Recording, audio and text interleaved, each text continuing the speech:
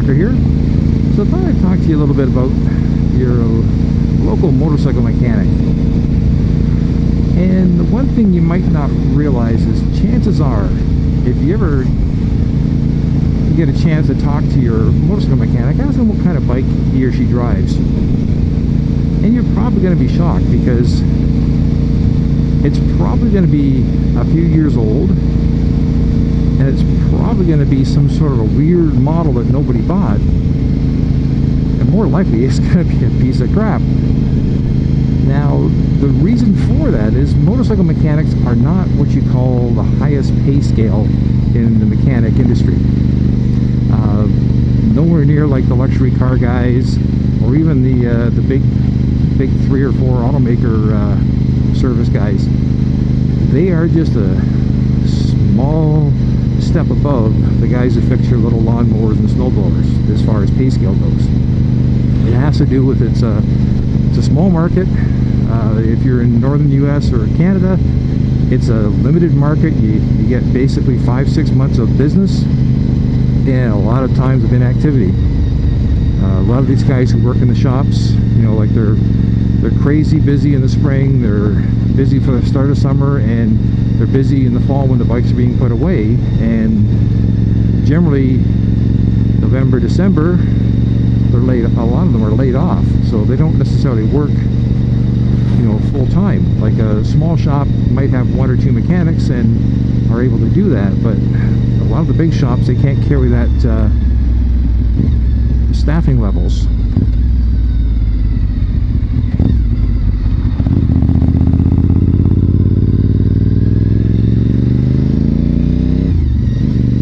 Now,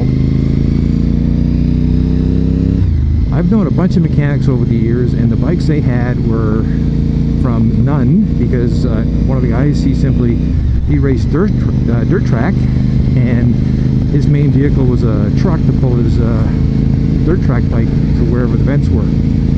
Never even rode on the street. Had a license to ride motorcycles, but hadn't owned a street bike for 20 years. Another 2 guys I knew, they had what we called like failed models. You know, the manufacturers bring in a bike from, say, Europe or Asia, thinking, well, it'll be it's a great seller there, it's going to sell great here, and it totally flops. And what happens is the dealers cut the prices, and still no one walks in to buy them. And eventually what happens is, you know, sometimes it's a guy in the shop or it's a mechanic ends up buying the bike because it's a great price, and they know they can take care of it because they're a mechanic. Now the interesting thing is that some of these bikes were actually great bikes. They were either butt ugly, or they just didn't catch on with the public. But a few of them were absolute maintenance nightmares. One of the bikes was called a CBX 550, and it had these things called inboard brake rotors.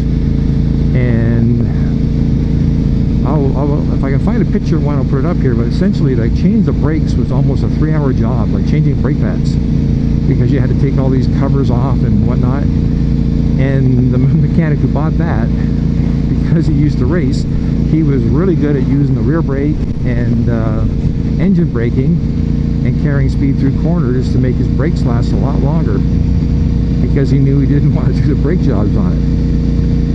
But a lot of the bikes these guys drive are not the R1s or the ZX10s that, you know, the customers buy, simply because they don't have the money, and sometimes they're just not as into bikes as you think they are. Like, they're into them because they like them, and they can earn a good living working on them, but they don't have to have the latest and greatest. Now, there are exceptions. I remember one guy, I don't know how far in debt he was, but he kept buying a new bike every year. And when you're a mechanic, when you got to buy tools and stuff, you know, it gets really expensive really fast.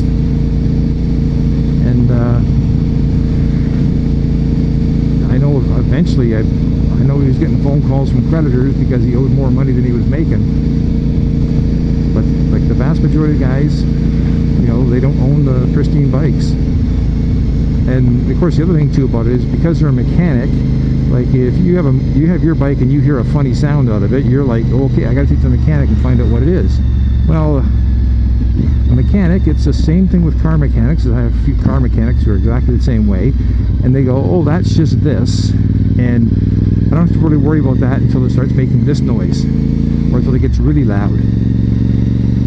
And you know, I just sort of look at them and go like, what? He goes, yeah, until it starts making a ticking sound like a clock, then it's really bad, and you gotta fix it. But if you're just making a little light tick like a little wristwatch, he says, oh, that's fine. It'll last. It's like, okay, welcome to the wonderful world of mechanics vehicles. Plus the fact, you know, if you're sitting there working on you know, cars or trucks or motorcycles day in, day out, the last thing you want to do is spend time working on your own.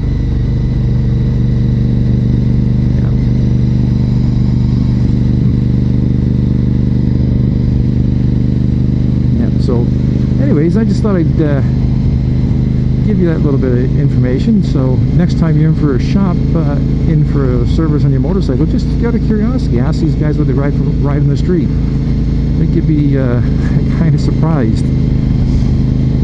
Anyways, DeathsStalker signing out.